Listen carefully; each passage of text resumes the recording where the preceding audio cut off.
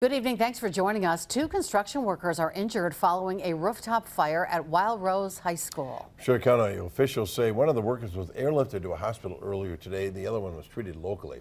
Students and staff were safely evacuated, and officials say the fire was quickly put out. Students were then able to return to inside the building to pick up their belongings. One student shared photos and told us what happened inside the school. We all thought it was a fire drill at first until we saw teachers running and yelling fire, so we all quickly got out of the building. And then none of us really knew what was happening at first until we saw someone on the roof, and then a bunch of students were going around saying oh, there's a fire on the other side. School officials say they're working to support students and staff as they return to school tomorrow. Crews will remain on site tonight to make sure the fire does not reignite. The construction project team is cooperating with local authorities to investigate the damage and the cause.